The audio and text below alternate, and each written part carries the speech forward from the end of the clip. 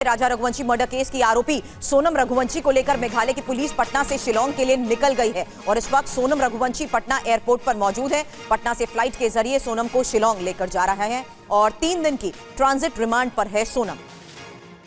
फिलहाल ये तस्वीरें भी आपके सामने हैं, जहां अब से थोड़ी देर पहले सोनम रघुवंशी को पटना एयरपोर्ट पर देखा गया और पुलिस की निगरानी में जिस तरीके से पटना एयरपोर्ट से फिलहाल वो रवाना हो रही है, फ्लाइट के जरिए सोनम को शिलांग ले जाया जा रहा है।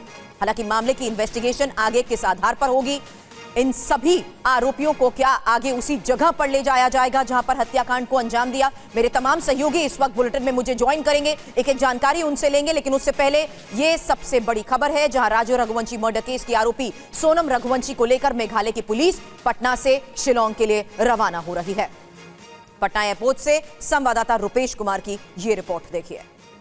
पटना एयरपोर्ट से सोनम रघुवंशी को लेकर के मेघालय की पुलिस निकली है यहाँ से गुवाहाटी के लिए, फिर वहाँ से सड़क मार्ग से शिलांग लेकर जाया जाएगा, क्योंकि ये जो पूरा मामला है, जो हत्या का पूरा मामला है, किस तरीके से साजिश रची गई और ये जो एक मिस्ट्री बनी हुई थी, एक honeymoon mystery, Meghalaya honeymoon mystery, इसका खुलासा हुआ है। मामला दर्ज हुआ शिलांग में और शिलांग पुलिस पहुंच गई उत्तर प्रदेश के गाजीपुर और गाजीपुर से सोनम रघुवंशी को लेकर के पुलिस पहुंची बिहार की राजधानी पटना और पटना में इसे रखा गया फुलवारी शरीफ थाने में और फुलवारी शरीफ थाने से अब बिहार पुलिस शिलांग पुलिस को लेकर के और सोनम रघुवंशी को लेकर के पहुंची पटना एयरपोर्ट, जहां से उसे अब गुवाहाटी ले जाया जा रहा है।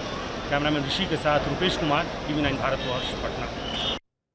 और इस बीच आपको बता दें, इंदौर से हमारे संवाददाता शुभम गुप्ता इस वक्त और अपडेट के साथ हमें ज्वाइन कर चुके हैं। सीधे अब पटना का भी रुख करूंगी। पटना एयरपोर्ट से संवाददाता रुपेश हमारे साथ हैं और साथ ही गाजीपुर से मेरे सहयोगी विपिन चौबे हैं हमारे साथ। पिछले 24 घंटे में क्या क्या हुआ रुपेश, क्विक अपडेट।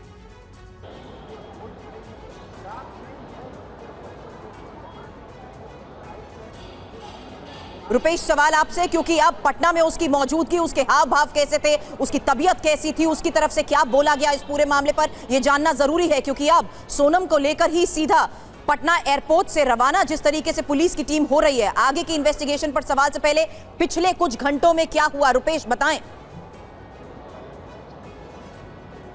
देखिए, पिछले कुछ घंटों में सोनम जो है उसने कुछ खाना नहीं खाया है। जो उसके साथ जो टीम है, महिलाओं ने, जो उसके साथ जो महिलाएं हैं, 3 महिला टीम है, जो शिलांग पुलिस है और बिहार की पुलिस की में जो इस थाने में रखा गया था, वहां की महिला पुलिस ने भी लाख कोशिश की, लेकिन उसने कुछ खाना नहीं खाया। बार बार सर दर्द कर रही थी और जब उसे गाजीपुर से पटना ले जाया गया, उस दौरान भी पूरी रात उसने सर दर्द की बात कैब के ड्राइवर से या उसके साथ जो महिलाएँ बैठी हुई थी उनसे भी उसने की है। फिलहाल D3 जो प्रवेश द्वार है वहाँ से उसको अंदर ले जाया गया है और ये मैं उड़ान संख्या आपको दिखला रहा हूँ। ये गुवाहाटी के लिए ये जो है सिक्योरिटी में और 1240 में SG 3453 ये जो फ्लाइट संख्या है, इससे लेकर के अभी जो शिलांग की पुलिस है और बिहार पुलिस भी साथ यहाँ तक सुरक्षित उसको पहुँचाने का जो जिम्मा था।